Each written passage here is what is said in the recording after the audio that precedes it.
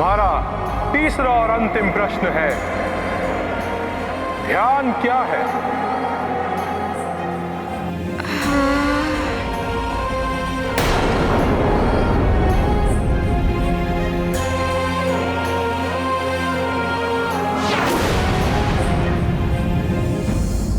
ओहो, उत्तर तो समझ में ही नहीं आ रहा है। और ऊपर से ये द्वार, यदि ये खुल गया तो मुझे धुएं में परिवर्तित करके न जाने कहाँ उड़ा देगा। मन को एकाग्र करना होगा। शीघ्र बताओ बालक, ध्यान क्या है?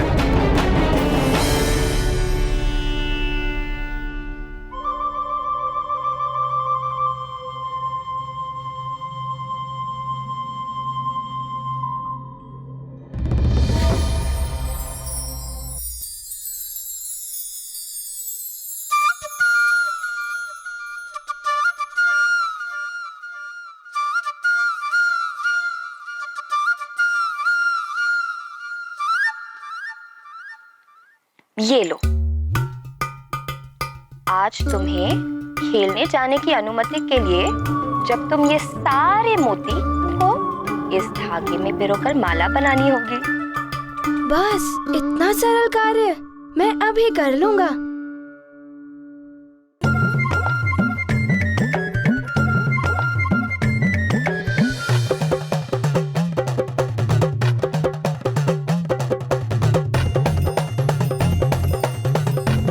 ये लीजिए माँ, मैंने पिरो दिया।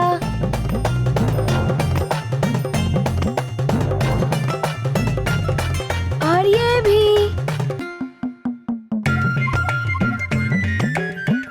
और ये। शीघ्रं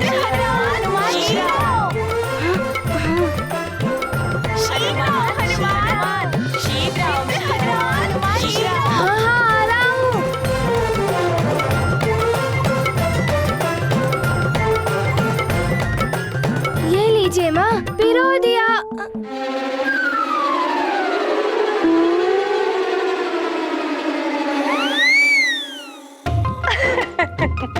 ये तो उधर ही लुढ़क गए।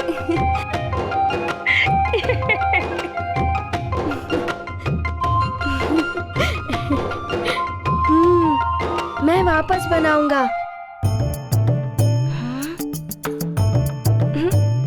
ओहो,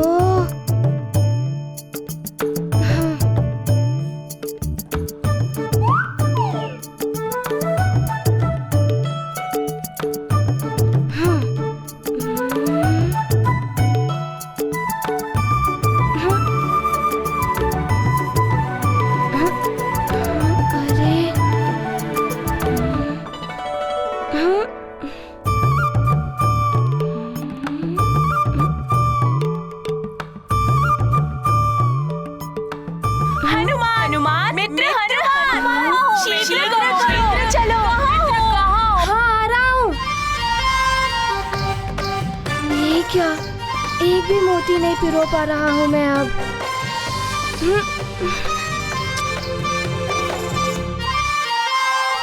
अब बस हो गया माँ, ये लीजिए, अब मुझे जाने दीजिए।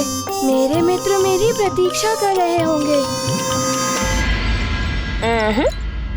पहले ये छोटा सा कार्य पूरा करके दिखाओ। नहीं माँ, अब मुझसे नहीं होगा, मुझे बहुत विलंब हो रहा है। पुत्र हनुमान, सारे कार्य बल और स्फूर्ति से नहीं होते। कुछ कार्यों में धैर्य और ध्यान की आवश्यकता होती है। ध्यान? ये ध्यान क्या होता है माँ? ध्यान एकाग्रता की चरम सीमा होती है। जब तुम सारी ओर से अपना मन हटाकर धागे और मनकों के छिद्र में अपना सारा ध्यान केंद्रित कर दोगे, तब तुम इस माला को पिरोने में अवश्य सफल हो जाओगे। अच्छा, तो इसे कहते हैं ध्यान। हाँ पुत्र, एकाग्रता के बिना कोई कार्य पूर्ण नहीं। ऋषि मुनि भी एकाग्र होकर ध्यान लगाते हैं, तभी वे भी अपनी साधना में सफल हो पाते हैं। ये गाथा महाबली हनुमत की रुचिकर लीला राम भगत की। जय जय जय रघुनंदन राम, जय जय जय महाबली हनुमान। घन संकट में है जीवन, हनुमत करते माँ का चिंतन। सहजता से पाठ सिखाया, ध्यान का सच्चा अर्थ बताया। लगता है इस प्रश्न का उत्तर तुम्हारे पास नहीं है बालक हनुमान।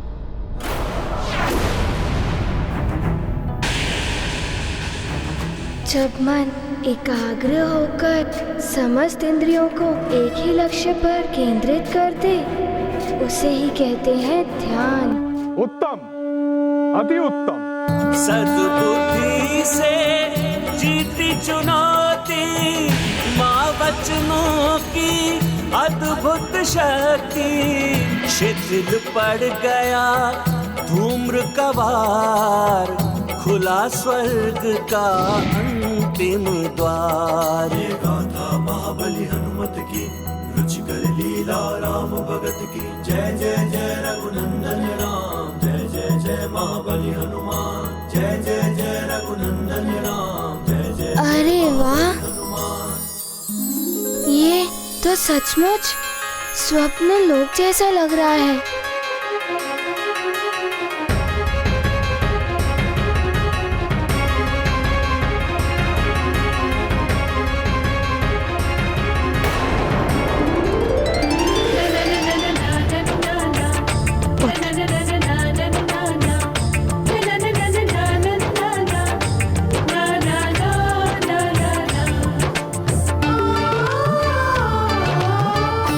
ऐसा क्यों प्रतीत हो रहा है जैसे हनुमान यहीं कहीं है?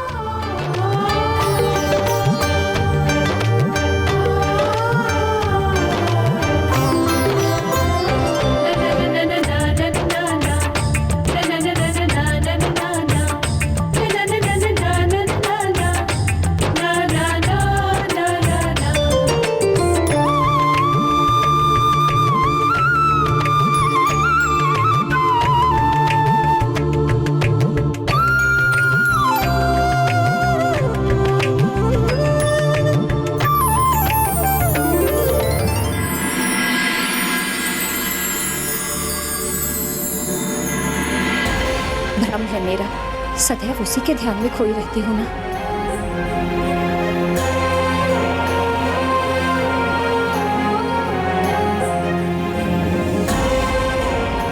क्या हो गया है मुझे? हनुमान यहाँ कैसे आ सकता है, वो भी बिना इंद्रदेव की अनुमति के?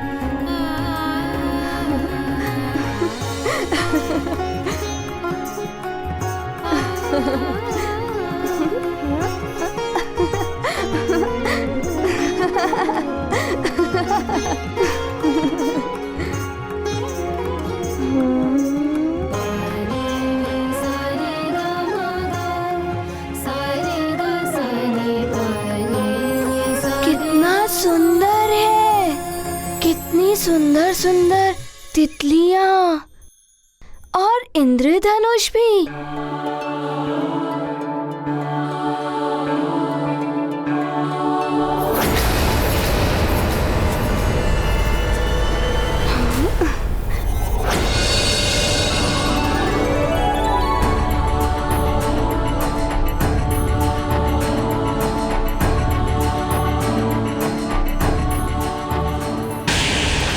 प्रधान द्वारपाल, क्या तुम्हें स्वर्ग के नियम स्मरण नहीं?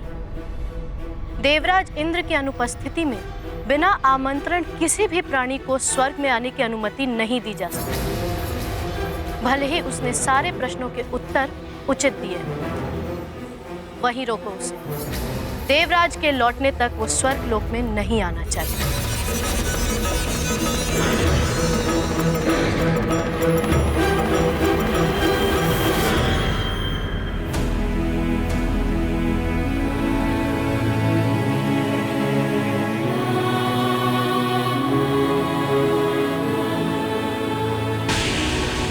जाओ हनुमान।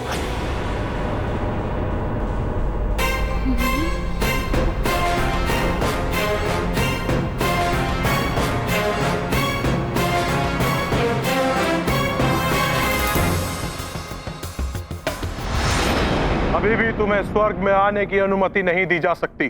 किंतु क्यों?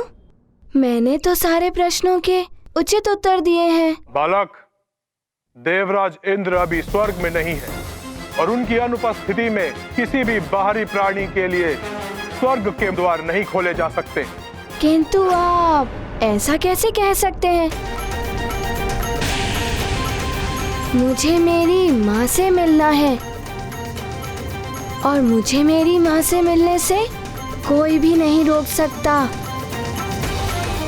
मेरी चेतावनी के बाद भी अगर तुम आगे बढ़े तो मुझे बल का प्रयोग करना पड़ सकता है।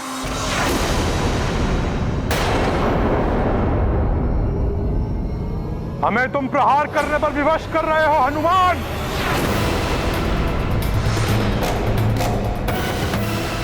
देखिए, मैं यहाँ युद्ध करने नहीं आया हूँ, माँ से मिलने आया हूँ।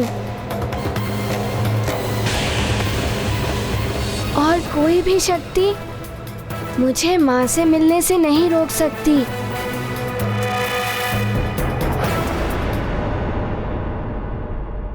रुक जाओ।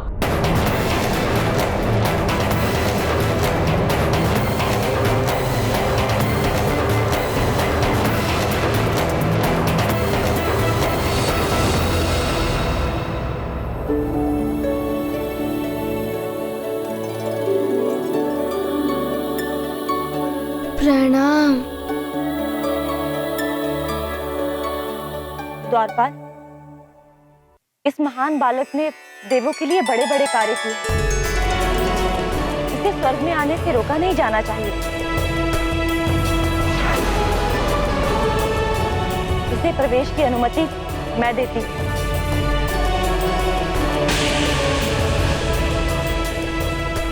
हनुमान, आओ पुत्र, स्वर्ग में तुम्हारा स्वागत है। धन्यवाद।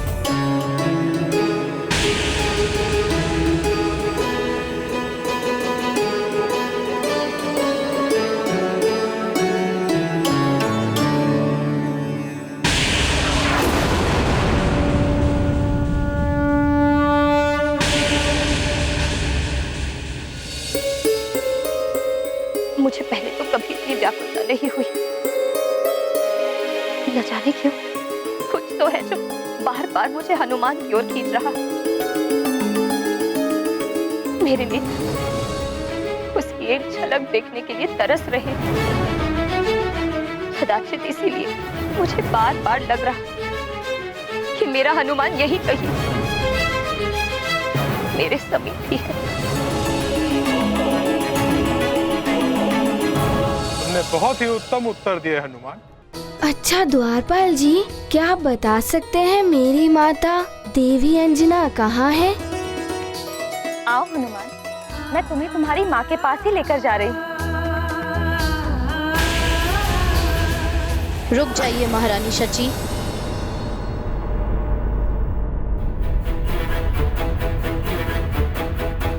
क्षमा करें। स्वर्ग के नियमों के अनुसार अप्सराओं को अपने सारे संबंध तोड़ मात्र अप्सरा धर्म का पालन करना होता है। दीदी, यदि हनुमान अपनी माता से मिलेगा तो यह नियमों का उल्लंघन होगा महारानी। उर्वशी, हनुमान कोई साधारण बालक नहीं है। इसने अनेकों ऐसे कार्य किए हैं जो देवता भी नहीं कर पा रहे थे। इसलिए इसे इसकी माता से मिलने से रोका नहीं जा सकता।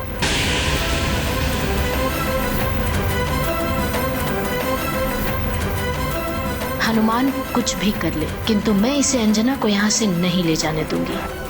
आओ हनुमान, मैं तुम्हें तुम्हारी माँ से मिलवाती हूँ। आप बहुत अच्छी हैं महारानी जी।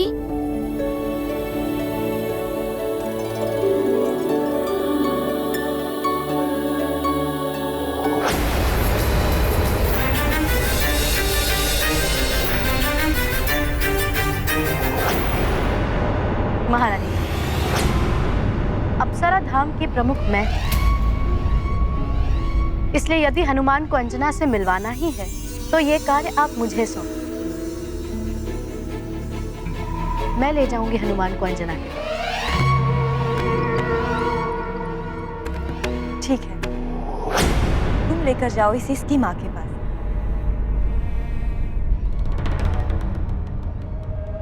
चलो हनुमान। हाँ, प्रणाम महारानी। आओ मेरे साथ। चलिए।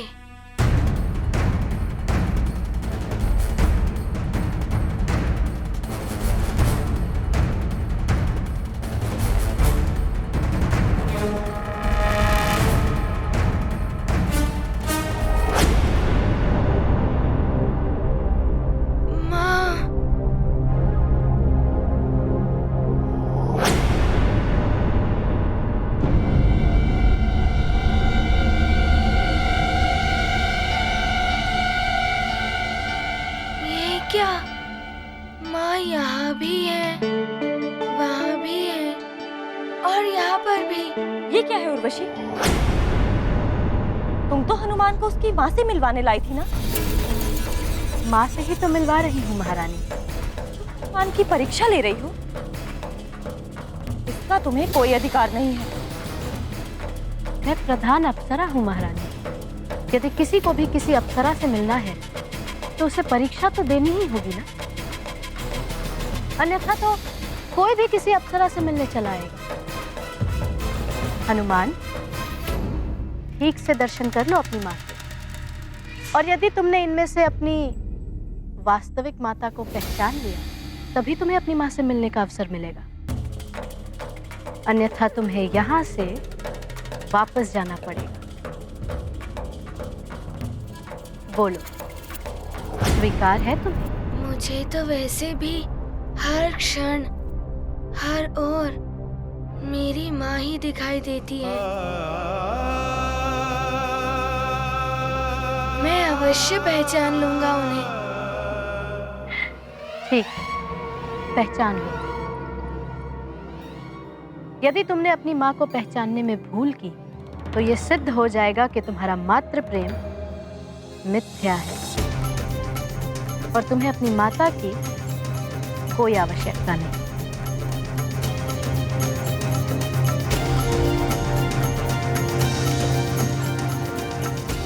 माँ, ये वो ये है माँ, ये वाली है।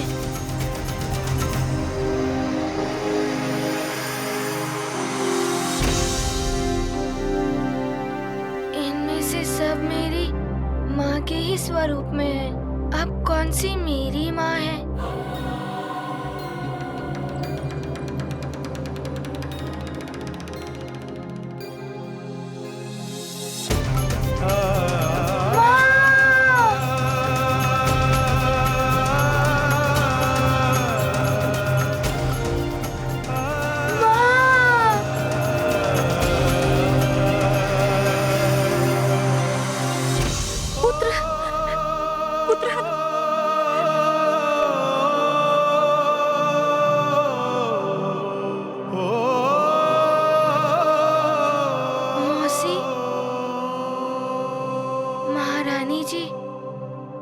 ये सब मेरी माँ के स्वरूप में तो है, किंतु इनमें से कोई भी मेरी माँ नहीं है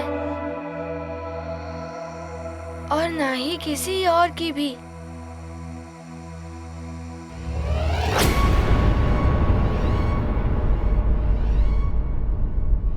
ये तुम कैसे कह सकते हो कि इनमें से कोई तुम्हारी माता नहीं? माँ होती हैं। अपने पुत्र की करुण पुकार पर माँ एक पल भी नहीं रुक सकती हैं। वो तड़प उठती मुझे हृदय से लगाने के लिए। मेरे इतने पुकारने पर वो यहाँ से इतने दूर चुपचाप खड़ी नहीं रहती। किंतु तुम ऐसा कैसे कह सकते हो? ये किसी और की भी माता नहीं? माँ किसी की भी हो, माँ होती हैं। उनका हृदय कोमल होता है। जिस प्रकार मुझे सब स्त्रियों में माँ की ही छवि दिखाई देती है, उसी प्रकार माँ होती है। पुत्र की करुण पुकार पड़ने पर वो द्रवित हो जाती हैं। किंतु इनमें से किसी का मन द्रवित होना तो दूर, कोई हलचल भी नहीं हो रही है। ये तो भाव शून्य ही रही, और माँ कभी भाव शून्य नहीं हो सकती।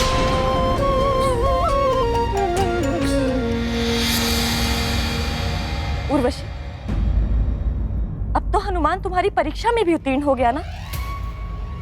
अब तो इसे इसकी माँ के पास जाने दो। आओ हनुमान, मैं तुम्हें तुम्हारी माँ के पास ले चलती हूँ। आओ।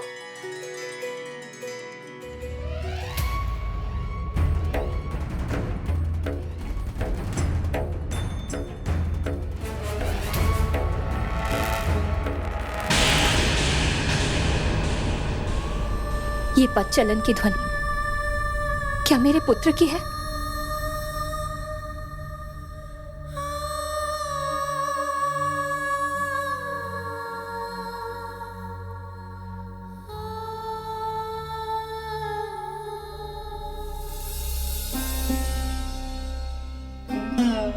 ये क्या हो रहा है मुझे?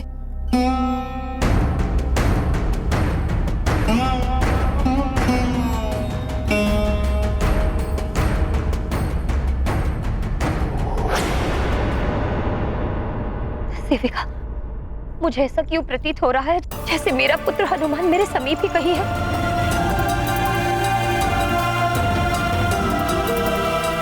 मुझे तो उसके पदचालन की ध्वनि भी सुनाई दे रही है। आपका अनुमान बिल्कुल सत्य है। आपका हनुमान यहाँ स्वर्ग में आ चुका है।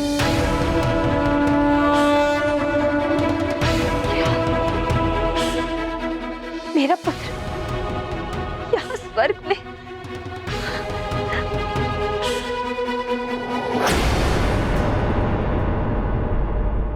कहीं ये स्वप्न तो नहीं है? नहीं, ये स्वप्न नहीं, ये सत्य है।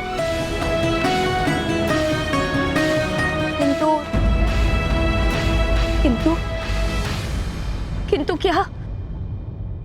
किंतु ऐसा लग रहा है कि उर्वशी उसे आपसे मिलने ही नहीं देंगी। माँ और पुत्र के मिलन को कोई नहीं रोक सकता।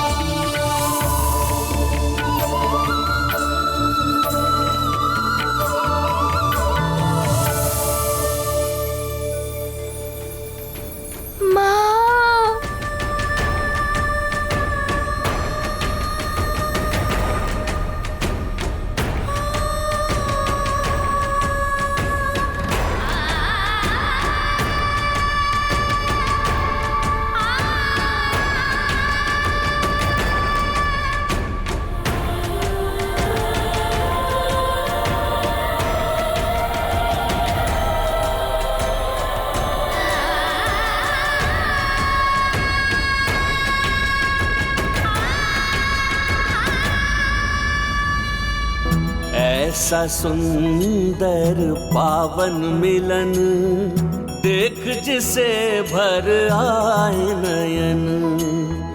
मिले हनुमत को माँ के दर्शन, भावुक हो गए केसरी नंदन।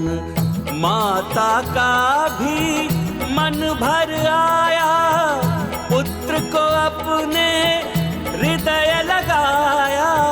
मातृ हृदय है प्रेम सागर, हर्षित है हनुमत उसे पाकर। गाथा महाबली हनुमत की रुचिकर लीला लीला राम भगत की जय जय जय रघुनंदन राम जय जय जय महाबली हनुमान।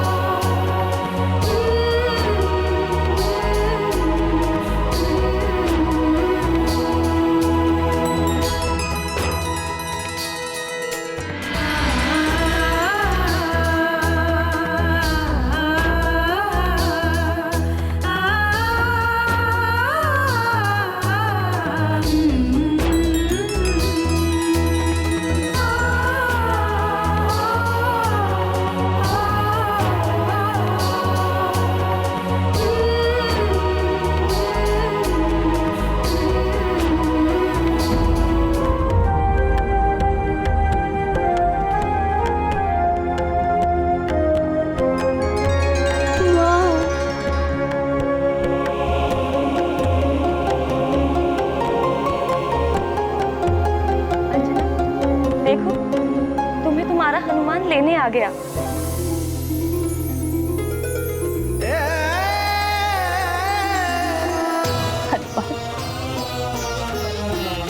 मेरे पुत्र, कैसे हो तुम? तुम्हें बिना बताए नहीं आना चाहती, पर बता नहीं पाती।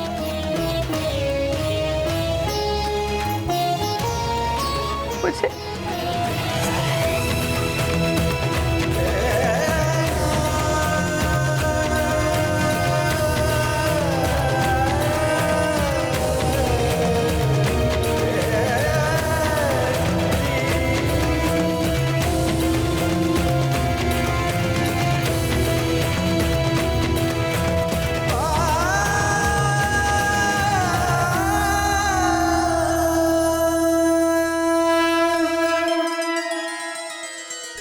माँ, आप ऐसा मत कहिए।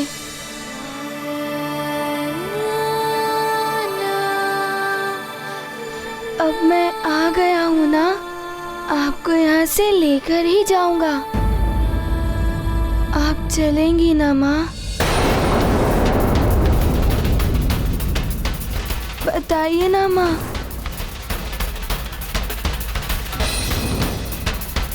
अंजना, तुम्हें ले जाने के लिए हनुमान यहाँ तक आ गया है।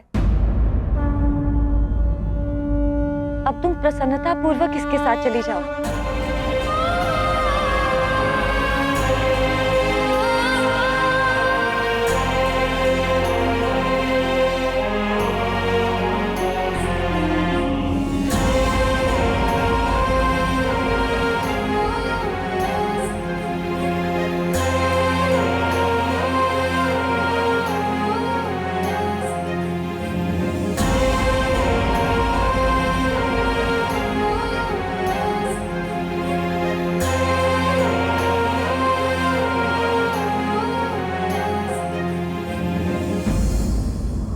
क्षमा करें महारानी,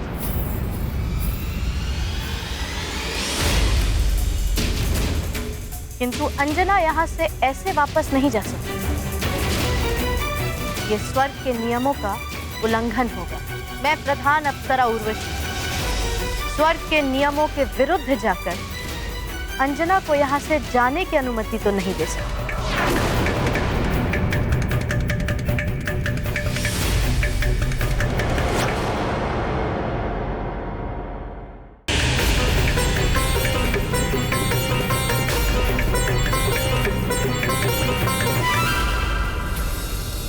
ऐसा क्यों कह रही हैं मौसी जी? अनुमति दे दीजिए ना। आपकी ही अनुमति से मैं माँ को यहाँ से ले जाऊंगा। इसकी अनुमति मैं कभी नहीं दूंगी हनुमान। तुम ऐसा कैसे कर सकती हो उर्वशी? क्योंकि अंजना अंजना नहीं, पुंजिक स्थला है, स्वर्ग की अप्सरा, जो श्राप से भी बंधी है और अप्सरा धर्म से भी। और अप्सरा धर्म के नियमों के विरुद्ध मैं किसी को नहीं जाने दूंगी।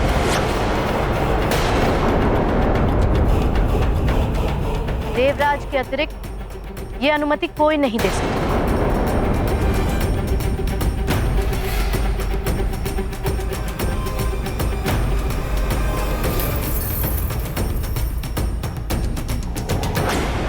तो ठीक है, तो मैं देवराज इंद्र से ही अनुमति ले लूंगा। वे इस समय स्वर्ग लोक से बाहर गए हैं। कोई बात नहीं, मैं उनकी प्रतीक्षा कर लूंगा। जब वो वापस लौट कर आएंगे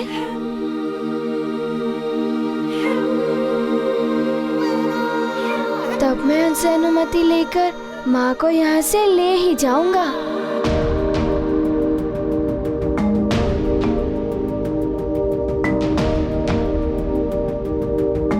और तब तक मैं माँ के साथ ही रहूंगा।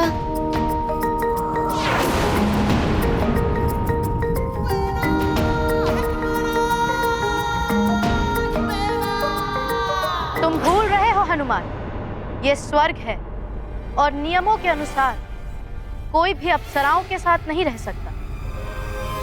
तुम्हें भी अपनी माँ से अलग रहना होगा। कोई बात नहीं, मन में संतुष्टि तो रहेगी ना कि मैं माँ के आसपास ही हूँ। तो मैं कहीं भी रह लूंगा और कितने दिन भी रह लूंगा। कितने भी दिन? कितने भी दिन क्या? स्वर्ग की एक मर्यादा है। मृत्यु और सद्गति के बिना कोई भी मनुष्य यहाँ 5 दिन से अधिक नहीं रह सकता। तुम भी यहाँ 5 दिन से अधिक नहीं रह पाओगे। किंतु आप ऐसा क्यों कह रही हैं? यही नियम है। 5 दिन पश्चात स्वर्ग की अद्भुत दिव्य शक्तियाँ स्वतः ही तुम्हें यहाँ से बाहर निकाल देंगी।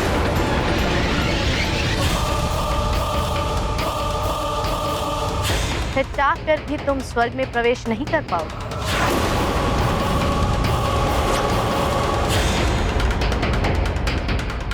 मौसी जी, 5 दिन भी कम नहीं होते। मैं इन 5 दिनों में देवराज से अनुमति लेकर माँ को अपने साथ लेकर अवश्य जाऊंगा।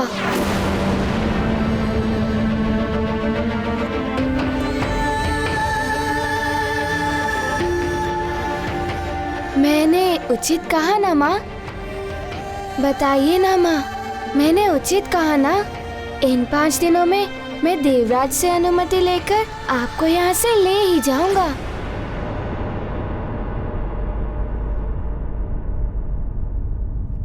लौट जाओ हनुमान, अब मेरा यहाँ से वापस जाना असंभव है।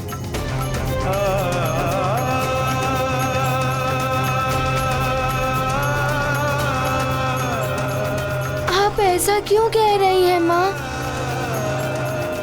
यदि आप नहीं जाएंगी तो मैं यहीं रह जाऊंगा आपके साथ।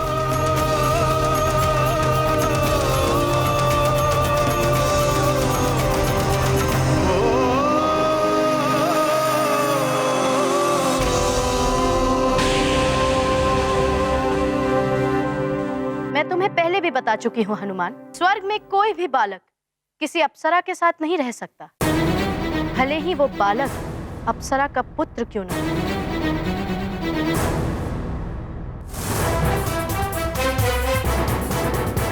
उर्वशी, देवराज यहाँ नहीं है, इसका अर्थ ये नहीं कि तुम किसी के बारे में कोई भी निर्णय सुनाने लगोगी। मैं कोई निर्णय नहीं सुना रही महारानी जी, स्वर्ग के नियमों को बता रही और स्वर्ग के नियमों का पालन करना अति आवश्यक है।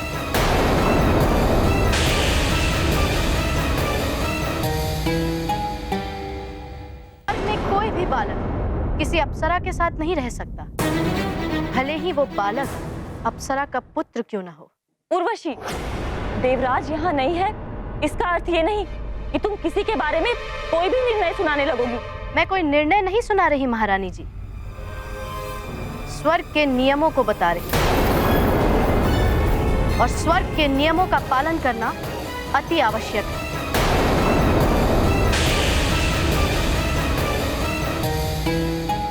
ये बालक बिना आमंत्रण स्वर्गलोक में आया है। यदि ये यहाँ रहेगा तो पुंजिक स्थला के साथ नहीं, अतिथि गृह में इसके रहने की व्यवस्था की जाएगी।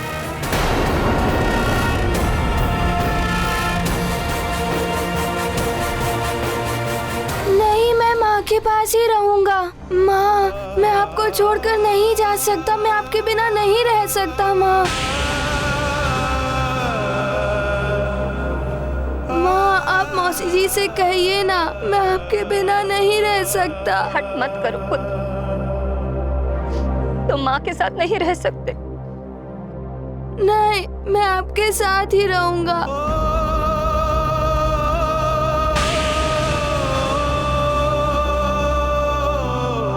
स्वर्ग के नियमों का पालन करो, जाओ यहाँ से।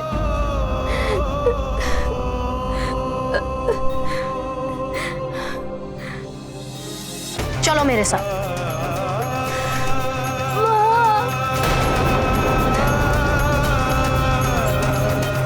उर्वशी, ये हट है तुम्हारा।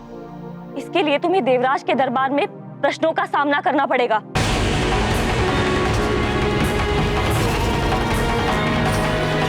चलो। हनुमान,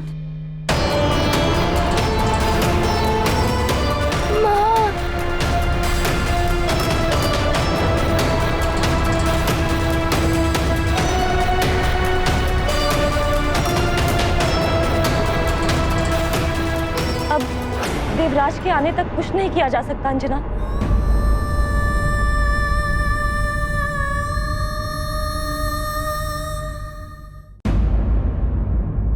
नारायण नारायण। प्रणाम देवर्षि। कल्याण। क्या बात, आज आप बड़े प्रसन्न दिखाई दे रहे हैं। देवराज इंद्र स्वर्गलोक में आपकी कोई प्रतीक्षा कर रहा है। आप शीघ्र ही स्वर्गलोक पहुंचिए। स्वर्गलोक में प्रतिपल लोग मेरी प्रतीक्षा करते ही रहते हैं। यदि इस बार भी कोई प्रतीक्षा कर रहा है तो इसमें नवीन क्या है? स्वर्गलोक में जो आपकी प्रतीक्षा कर रहा है, यदि आप उसके वास्तविक रूप को पहचान लेंगे तो आपका जीवन सफल हो जाएगा।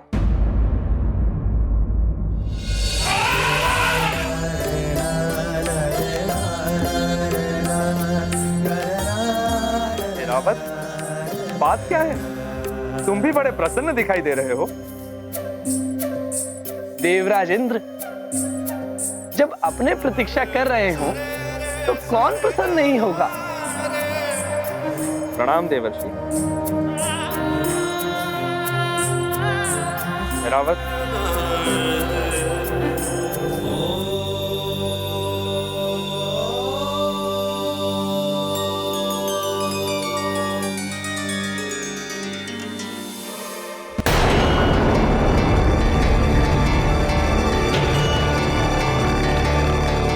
आज से अगले 5 दिनों तक तुम्हें यही रहना है। मौसी जी,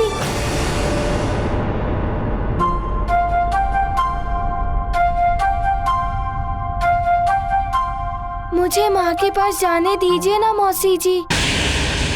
आप कैसे एक पुत्र और माँ को दूर कर सकती हैं मौसी जी? पहली बात, मैं तुम्हारी मौसी नहीं, और दूसरी, यदि तुमने यहाँ के नियमों का पालन नहीं किया तो तुम ही नहीं, तुम्हारी माता भी संकट में पड़ सकती है।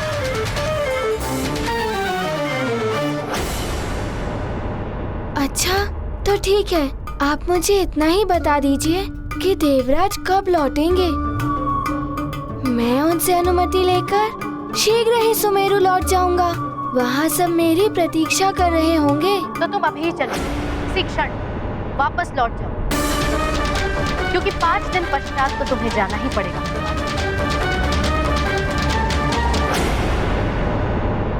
मैं तो देवराज की अनुमति से ही माँ को यहाँ से लेकर जाऊंगा।